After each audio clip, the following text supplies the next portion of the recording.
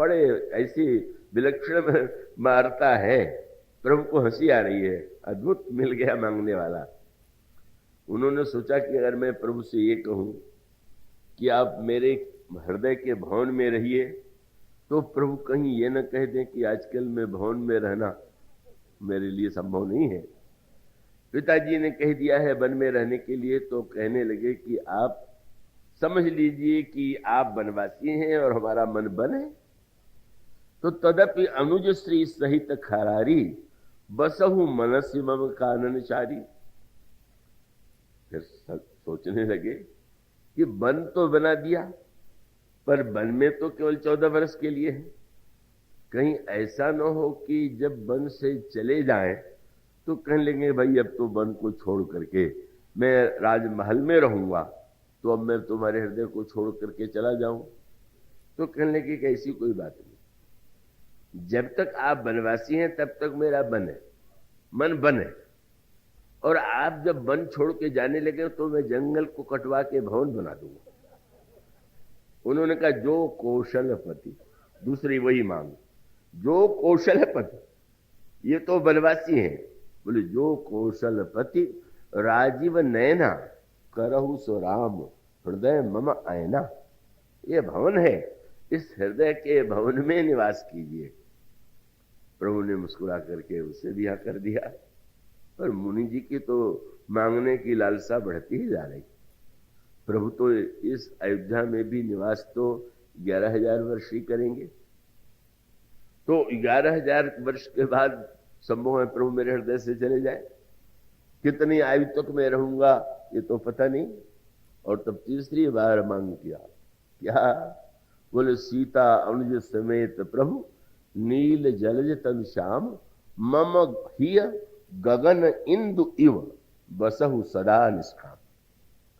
जैसे चंद्रमा आकाश में निरंतर निवास करता है, इसी प्रकार से आप मेरे हृदय आकाश में सर्वदा सर्वदा उदित रहिए। इस तरह से मुनि जी ने भगवान को ये मानो वचन ले लिया कि कोई ऐसा समय नहीं होगा कि जब आप मेरे हृदय से दूर जाए, मेरे हृदय को छोड़े। और तब प्रभु ने जब सब हाँ कर दिया तो लगा कि अब तो तुम संतुष्ट हो। कहने लगे महाराज मैं सोचता हूं कि एक वस्तु और मांग लूं, अब क्या बचा हुआ? प्रभु ये तो मैंने अच्छी वस्तुएं मांगा है, पर एक वस्तु ऐसी है कि जो आपसे कोई मांगेगा नहीं और व्यर्थ पड़ी हुई है। सब लोग, कोई व्यर्थ वस्तु पड़ी हो और कोई मांग ले तो मांग लेने वाले देने वाले को क्या आपत्ति होनी चाहिए? क्या? बोले प्रभु आज तक आपसे लोगों ने यही कहा होगा कि प्रभु कृपा कीजिए अभिमान नष्ट हो जाए। तो सब लोग जो है अभिमान को नष्ट करने के लिए कहते हैं, अभिमान को कोई लेना नहीं चाहता, आप मुझे अभिमान दे दीजिए। तुम अभिमान मांग रहे हो, कौन सा? अस अभिमान जाय जनि भोरे मैं सेवक रघुपति पति मोरे। महाराज ऐसा अभिमान मेरे जीवन में कभी न जाए कि आप मेरे स्वामी हैं और मैं आपका सेवक हूं। तो इसका अभिप्राय है कि अभिमान अगर या तो भगवान के नाते का अभिमान हो या जीव ईश्वर के अंश के रूप में, जब ये वृत्ति आ जाती है तो हमारा अभिमान निर्मल हो जाता है। और जब हमारे अभिमान में भौतिक वस्तुओं को जोड़ करके अभिमान, तो वो अभिमान मलिप्त हो गया। और जो चित्त है वो बात तो जरा बहुत, मैं उतना गंभीर आज नहीं लेना चाहूंगा। तो एक और सी अद्भुत सी बात है, माने चित्त की निर्मलता तो सबसे अंत में होती है। और ये चित्त की निर्मलता की जब स्थिति आ जाती है तब वो समाधि की स्थिति होती है। और उसको दृष्टांत के रूप में थोड़ा सा मैं 2-4 वाक्यों में आपके सामने स्पष्ट करने की चेष्टा करूं कि जब मल के निवारण की बात आई तो कागभूषण जी ने बड़ी सुंदर बात की। उन्होंने कहा कि जितने साधन बताए जाते हैं उसका उद्देश्य व्यक्ति के मन को निर्मल बनाना ही तो है। आप तीर्थ यात्रा करते हैं क्यों? दान देते हैं क्यों? पूजा करते हैं क्यों? व्रत करते हैं क्यों? कई सब का सब जो है मनुष्य का मन शुद्ध हो, इसीलिए शास्त्रों ने अनेक उपाय बताए हुए। तीर्थाटन साधन समुनाई, योग विराग ज्ञान निपुणाई, ये सब साधन है। किंतु दो तीन बातें बड़े महत्व की हैं। जल से स्वच्छता तो प्राप्त होती है, पर प्रश्न तो यह है कि जल स्वच्छ भी है कि नहीं। अगर जल ही स्वच्छ नहीं है तो काकभूषण जी कहते हैं कि छूटे मल की मल ही के धोए और घृत की पाव को बारी बिलोए। आप रामायण में बड़ी मीठी बात कही गई, विचार मथानी, और उसका अर्थ है कि कोई भी काम कीजिए तो जैसे मथानी से जब आप मंथन करते हैं तभी दही से मक्खन निकलता है, इसी प्रकार से मुझता मत है विचार मथानी। पर अगर विचार मथानी है तो लगता है कि रावण भी बड़ा विचारक है, रावण हृदय विचारा। और इतना ही नहीं, जब भगवान शंकर की बात न समझ आने के बाद सती जी चली तो सती जी से शंकर जी ने कह दिया क्या, बोले जैसे मिटे मोह भ्रम भारी, विवेक विचारी, विचार करके तब करना। और सती जी ने पुनि पुनि हृदय विचार करी। तो विचार तो सती जी भी करती, विचार तो रावण भी करता है, किंतु उनका विचार कल्याणकारी क्यों नहीं हुआ? और उसका उत्तर यह है कि भाई मथानी के द्वारा मक्खन निकलेगा अगर दही में मथानी चलावे और पानी भर के घड़े में रख लें और दिन भर मथते ही रहें। यही बात काकभूषण जी ने कही कि छूटे मल की मलही के धोए और घृत की पाव को बारी बिलोए। आप पानी को, आपके अंतःकरण में पहले दधि का निर्माण नहीं हुआ और लगे मैं तो विचार कर रहा हूं, मैं तो सोच, बहुत से लोग विचार बहुत करते हैं, तो रावण की तरह विचार करना वो तो, और सती जी के तरह विचार करना उसकी भी कोई सार्थकता नहीं। तो मानो संकेत यह है कि अब हमारी समस्या ये कि काकभूषण जी कहते हैं कि इन साधनों में अगर निर्मलता हो तो उन साधनों के द्वारा हम पवित्र हो जाएंगे। लेकिन मुख्य समस्या यही कि निर्मलता तो नहीं रह जाती। आप तीर्थ यात्रा में जाते हैं, वहां ऐसा व्यवहार आपको देखने को मिलता है, वहां ऐसा वातावरण दिखता है कि वहां जाकर के मन में अनेक प्रकार की ऐसी बातें उत्पन्न हो जाती हैं। ऐसा लगने लगता है कि कहाँ इस तीर्थ का इतना नाम सुना था, इतनी महिमा सुनी थी, इतना लूट खटोस है, ये क्या है। कभी हम चिढ़ते हैं, कभी क्रोध करते हैं। तो इसका अभिप्राय है कि प्रत्येक साधन के साथ कि वो साधन का जो जल है उस स्वयं उसमें कोई न कोई मलिनता मिली हुई। आप व्रत करते हैं, व्रत भी अंतःकरण को शुद्ध करने के लिए किया जाता है कि जिससे हमारा संयम जीवा पर या स्वाद पर हम विजय प्राप्त करें, ये तो उसका उद्देश्य है। लेकिन अब व्रत के ही दिन योजना बनने लगे कि आज क्या क्या फलाहार कितना स्वादिष्ट बने, तो आपका व्रत क्या हुआ? उससे तो अच्छा आपका भोजन ही था।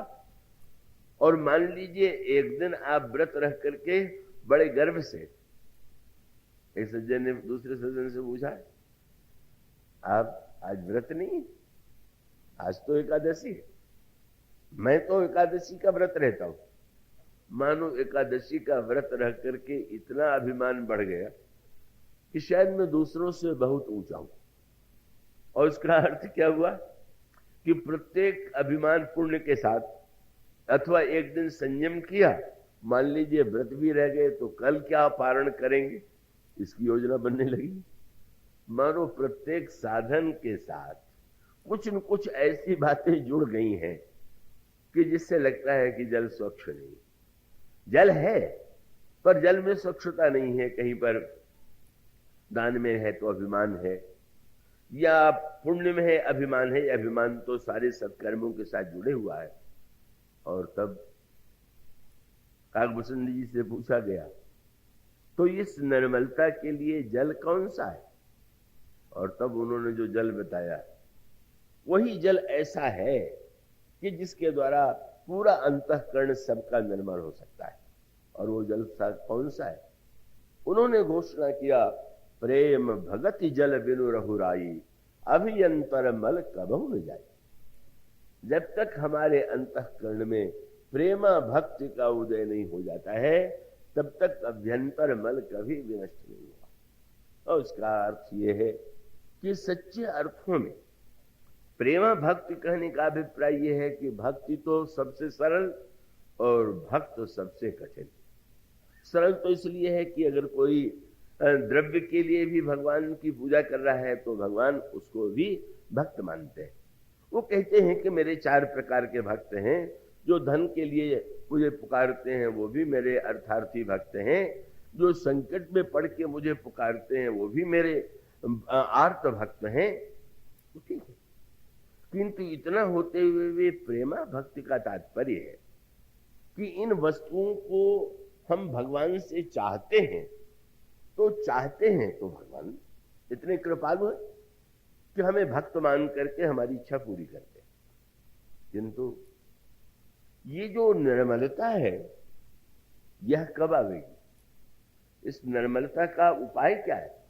आप देखिए ना, श्री विभीषण चले लंका से, प्रभु की ओर चले, मन में होने लगा संकल्प विकल्प आने लगा, मैं जा रहा हूं, प्रभु शरण में लेंगे कि नहीं लेंगे।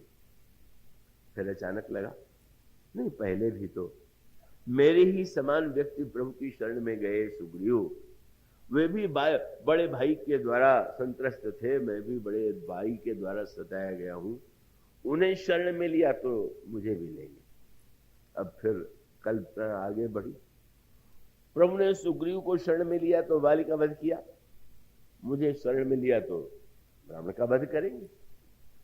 और जब इतनी कल्पना बढ़ी तो धीरे से लोभ ने कहा कि जब प्रभु ने बाली का वध किया तो सुग्रीव को राज्य दिया, तो अब रावण का वध करने के बाद तो राज्य मुझे ही देंगे। ऐसे धीरे से वासना मन में बैठ गई। यही होता है, कैसे धीरे से आ जाती।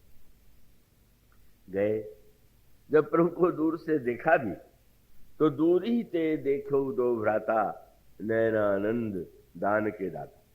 दिखाई भी पड़े तो दान के दाता के रूप में दिखाई पड़े। यद्यपि कोई सिंहासन पर तो बैठे नहीं थे सोने के कि छत्र लगा हो और हीरा मोती हो और किसी को लगे कि दान के दाता है। अब जो मृगचर्म पर बैठे हुए हैं, जिनके शरीर पर वलकर वस्त्र है, उनको देख करके दान का दाता समझना अपनी आंखों की बात है। कामना है तो उसी रूप में दिखाई देते हैं। और प्रभु मिले और उनके लिए तो वो तो प्रभु बड़े प्रसन्न होकर के कभी किसी का ये कह के तिरस्कार नहीं करते हैं, कह रहे तुम तो मांगने के लिए आए हो, तुम तो बड़े स्वार्थी हो, हम लोग ये शब्द कह सकते हैं, पर प्रभु तो इतना सम्मान देते हैं। जिस समय आपने विभीषण को देखा और विभीषण जी ने प्रभु के चरणों में प्रणाम किया, ये कह करके नाथ दशानन कर में भ्राता, निश्चर वंश जन्म सुर त्राता, सहज पाप प्रिय तामस देहा, जथा उलू कहीं तम पर नेहा, श्रवण सुयस सुनि आयऊ, प्रभु भंजन भव भीर, त्राहि त्राहि आरत हरण, शरण सुखद रहोगी। प्रभु ने सुना, तुरंत आप गए और आपने अपनी भुजाओं के द्वारा दीन बचन सुनि प्रभु मन भावा, भुज विशाल गही हृदय लगावा। आपने अपनी विशाल भुजाओं से विभीषण को उठा करके हृदय से लगा लिया। और हृदय से लगाने के बाद प्रभु ने सुग्रीव की ओर भी देखा। मित्र सुग्रीव, तुमने जैसा कहा था वही मैं कर रहा हूं। भगवान राम जब सुग्रीव आए थे तो सुग्रीव ने यही कहा था कि महाराज ये रावण का छोटा भाई है, इस पर विश्वास नहीं करना चाहिए, और मेरी सम्मति तो यही है कि राखी अबाधे मोहिया स्वभाव, इसको बंदी बना करके रख लीजिए। प्रभु ने कहा कि मित्र सुग्रीव, तुमने तो ये कहा नहीं कि इसको मार डालिए, तुमने यही तो कहा था कि बांध के रख लीजिए। तो मैं तो सोचता हूं कि सचमुच बांध के रखूं, लेकिन बांधने के लिए तो मेरी भुजाओं का बंधन ही सबसे श्रेष्ठ है। इसको ऐसे प्रेम बंधन में बांध लूंगा कि कभी यहां से नहीं जाएगा। और हृदय से लगाने के बाद प्रभु ने तुरंत कहा, कहू लंकेश, लंका के राजा कहिए। वो ये नहीं तुम बड़े इच्छा लेके आए हो, ये नहीं कहा कि तुम बड़े स्वार्थ से आए हो। कहू लंकेश सहित परिवारा, कुशल कुठाहर वास तुम्हारा, खल मंडली बसहु जन राती, सखा धर्म निबहे के भांति। प्रभु प्रशंसा करने लगे। उस समय भीषण जी ने एक बात कही, और बड़ी मधुर बात। उन्होंने कहा, प्रभु मैं ये नहीं कहूंगा कि मेरे मन में लोभ नहीं था, पर था कहूंगा, अब नहीं है। क्यों? उन्होंने शब्द यही कहा कि उर कछु प्रथम वासना रही। लेकिन कब तक? बोले जब तक दूर ही ते देखो। जब तक जीव ईश्वर को दूर से देखता है तब तक तो वासना लेके जाता है। पर अब बोले प्रभु वह जो चरण, वो जो वासना थी क्या हुई? प्रभु पद प्रीति सरित सो बही। आपके चरणों के जल से वो वासना समाप्त हो गई। अब मेरे अंतःकरण में कोई कामना नहीं है। यही है प्रेमा भक्त। कामना के बाद जब भगवान के प्रति ऐसी भावना का उदय हो जाए तो उन्होंने ये कहा कि प्रभु आपने कुशल पूछ दिया तो मैं तो यही कहूंगा कि अब, तब नहीं अब। कुशल प्रश्न तो शिष्टाचार है। आप एक दूसरे से मिलते हैं तो पूछते हैं कुशल से तो है। कबीरदास जी से किसी ने पूछ दिया तो बिगड़ खड़े होंगे, बड़े अक्खड़ स्वभाव के थे। ये प्रश्न सुनते सुनते मैं ऊब गया हूं। जो मिलता है यही पूछता है, कुशल कुशल। क्या हुआ महाराज, कोई दुर्घटना हो गई क्या? उनका दुर्घटना हो नहीं गई, वो तो निरंतर है ही है। क्या? कुशल कुशल ही के करत, जग में बचा न कोई। क्यों? बोले माया मुई न मन मुआ, तो कुशल कहां से हो? जब मैं मेरापन बचा हुआ है, मन बना हुआ है, तो काहे का कुशल होगा? भीषण जी ने भी कहा कि प्रभु आपने पूछा, कहु लंकेश सहित परिवारा, कुशल कुठाहर। बोले अब पद देख, कुशल रहु राया, जो तुम कीन जान जन दाया। तब लगी कुशल न जीव कह, सपने हूं मन विश्राम। जब लगी भजत न राम कह, शोक धाम तज काम। और तब बोले तब लगी हृदय बसत खल नाना, लोभ मोह मच्छर मद माना। जब लगी हियन बसत रघुनाथा, धरे चाप साय कटिवा था। प्रभु मेरे अंतःकरण में सब कुछ रहा हो, लेकिन आप जब हृदय से लगा लें, स्वयं हृदय में आज मेरे हृदय में कोई वासना नहीं है, कोई इच्छा नहीं है, बस आपके चरणों को छोड़ करके। हाँ, ये प्रभु बड़े उदार हैं। प्रभु ने कहा तुम्हारे मन में इच्छा नहीं, पर मेरे मन में तो है भाई। क्या? बोले मैं तो तुम्हें राज्य दूंगा। तुम्हें इच्छा भले ही ना हो, जतप सखा तब इच्छा नहीं, लेकिन मम दर्शन अमोघ जगमाई। मित्र तुम जरूर राज्य ले लो। क्यों? अपने लिए नहीं, मेरा यश बचाने के लिए। मेरे लिए बहुत प्रचार हो गया है कि इनका दर्शन हो तो अवश्य देते। अब मैं तुम्हें कुछ नहीं दूंगा तो मेरा तो नाम डूब जाएगा। तुम कृपा करके स्वीकार कर लो। भगवान कितने उदार हैं, कितने संसार में मांगने वाले के प्रति हमारे मन में बार बार मांगे तो अनास्था हो जाती है, लेकिन प्रभु इतने उदार हैं कि नहीं। कब वो कहते हैं कि तुम तो लंकेश के रूप में राज्य करो। मानो संकेत यह है कि हमारे अंतःकरण के जो दोष हैं उनका निराकरण करने के लिए अगर हमारे हृदय में प्रेमा भक्ति का उदय हो जाए, भक्त के द्वारा हम उस दिशा में बढ़ें और अंत में हमारी भक्ति केवल भौतिक कामनाओं से प्रेरित न होकर के जब वो प्रेम भक्ति का रूप ग्रहण कर लेती है तो हमारे अंतर मन में कहीं मल रह ही नहीं जाता है, दोष रह ही नहीं जाता है। और इसलिए चित्त की बात केवल इतना ही कहूंगा कि भाई आप साबुन के द्वारा कपड़ा धोइए, लेकिन साबुन के द्वारा मल निकल जाने के बाद भी आपको ये काम करना पड़ता है। क्या? साबुन से मैल निकल गई, किंतु जल के द्वारा साबुन को भी धो डालिए। बड़े महत्व की बात हो गई। आपने साबुन लगाया, कपड़े का मल दूर हो गया, तो क्या आप कपड़े को ऐसे टांग देंगे क्या कि सूख जाए हम पहन लें? साबुन लगा कपड़ा पहने तो बड़ा कष्ट हो। पहले साबुन से मल को धोइए और बाद में साबुन को की स्वच्छता को भी का आप शुद्ध जल से धो दीजिए। और इसका अभिप्राय यह है कि पहले हम जिन साधनों के द्वारा अपने को स्वच्छ बनाते हैं, उसके बाद भी हम कहीं बड़े सत्संगी हैं, बड़े भक्त हैं, ये वृत्ति भी शेष न रह जाए, तब कहीं जाकर के समग्र निर्मलता का उदय होता है। ये निर्मलता प्रभु को अत्यंत प्रिय है और वो निर्मलता स्वयं हम जीवन में लाने की चेष्टा करें, संत सदगुरु के माध्यम से पाने की चेष्टा करें। और सबसे बड़ी बात तो ये है कि भगवान ने कहा निर्मल मन जन सो मोहि पावा, तो मानो गोस्वामी जी ने बड़ी मीठी बात कही। कोई बच्चा गंदे कपड़े में पिता की गोद में जाए तो पिता को संकोच लगता है, क्या होगा, कैसा ये बच्चा गंदे कपड़े में आ गया। और तब बच्चा तो कहाँ जाएगा? माँ के पास जाएगा। और माँ और बेटे का संबंध ऐसा है कि बच्चे को गंदा देख करके कोई बच्चे को दोष नहीं देता, यही कहता है इसकी माँ बड़ी गंदी। और तब गोस्वामी जी ने किशोरी जी के चरणों को पकड़ लिया। वो तो कह रहे हैं कि निर्मल मन जन सो मोहि पावा, पर ये निर्मल बनाना तो आपकी कृपा से ही संभव है। आप कृपा करके इस बालक को स्वच्छ बना दें। साधन है तो साधन कीजिए, और असमर्थता है तो व्याकुल होकर के गोस्वामी जी ने यही कहा कि प्रभु आप भले ही स्वीकार कर लें, पर अगर मेरे जीवन में दोष होंगे तो आपकी भक्ति पर कलंक लगेगा। इसलिए कृपा करके आप मुझे ऐसी भक्ति दीजिए कि जिसमें इन विकारों का अभाव।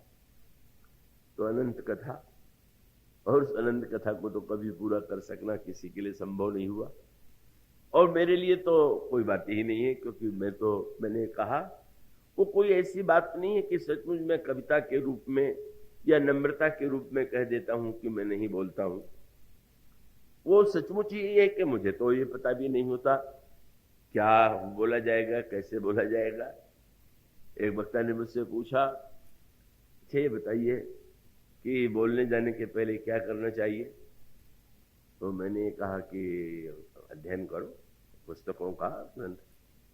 वो मेरे पास 2-3 दिन रहे थे, बोले मैंने तो आपको दिन भर में कभी अध्ययन करते नहीं देखा।